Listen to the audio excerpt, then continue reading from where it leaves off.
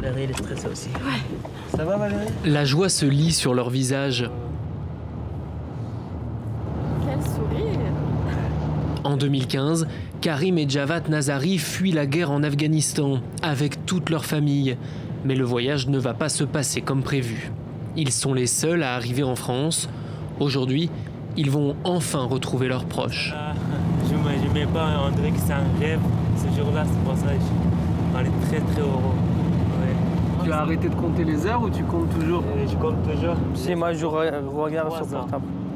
Combien de temps il reste? 3 ans.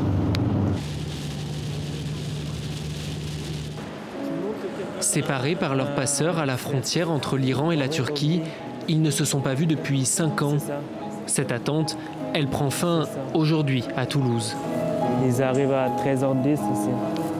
Oui. C'est Voadou. Il n'y a plus qu'à attendre. C'est ça. Javad et Karim étaient mineurs lorsqu'ils sont arrivés en France. Ils ont été pris en charge par l'aide sociale à l'enfance. Javad se souvient de la dernière nuit avec ses parents. On était nombreux et on était en train de marcher, c'était la nuit. Et tout d'un coup, les policiers, je ne sais pas c'était quel pays, ils ont tiré, ils ont dit qu'il faut qu'on s'arrête.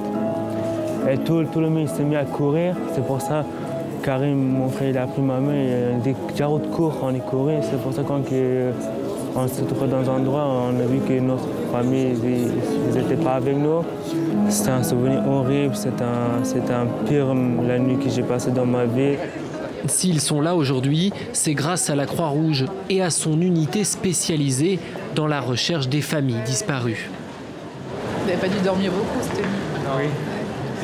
En charge du dossier pendant plusieurs années, Véronique se souvient du jour où elle a retrouvé la trace des parents de Karim et Javad et de la surprise des deux frères quand elle leur a annoncé dans son bureau la bonne nouvelle. On les a préparés un peu à l'annonce, parce qu'ils ne savaient pas du tout pourquoi ils étaient là. Ils pensaient que c'était pour le pire. Hein. Ils pensaient que c'était pour clore le dossier, je pense. Et en fait, non, c'était pour leur dire qu'on avait retrouvé la trace de leurs parents. Non, c'est une belle histoire. Histoire qu'on espère pour tous les dossiers. Après 5 ans de séparation, les dernières minutes sont interminables. Atterri à 13h12. Oui. Paris, c'est déjà. Celui qui a atterri à 13h12. Oui. Donc là, il vient juste d'arriver en fait. Pour 5 minutes, 5 à 10 minutes, le temps qu'ils prennent leur bagage et qu'ils arrivent jusque-là.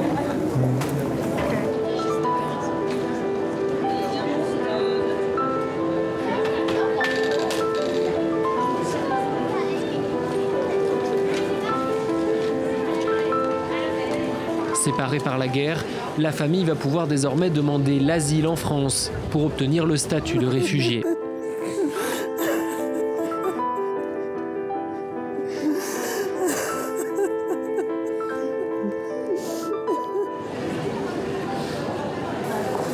Ça va?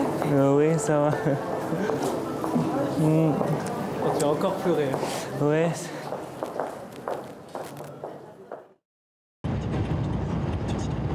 Des vastes montagnes afghanes jusqu'à Canet-en-Roussillon dans le sud de la France. Karim, le grand frère, vient de signer un contrat dans un restaurant. Il a pu louer ce petit appartement et va héberger pour quelques mois toute la famille.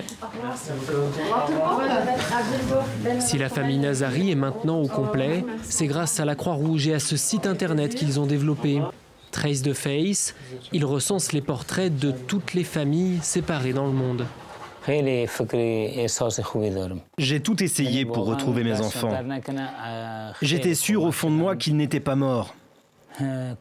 J'ai mis ma photo sur ce site et maintenant nous sommes tous ici. Et je peux les voir, les toucher. C'est formidable. Si je n'avais pas eu mon frère avec moi, je serais devenu fou. Pour lui, pour nous deux, j'ai tenu bon. Sans lui, la vie était finie pour moi. Ces retrouvailles aujourd'hui, c'est comme si je naissais une seconde fois. Il reste encore des centaines de frères et sœurs comme Javad et Yasmine qui attendent de pouvoir se retrouver. Des succès comme celui-ci, l'unité spécialisée de la Croix-Rouge n'en décroche que quelques dizaines par an. La famille Nazari est le premier en 2020.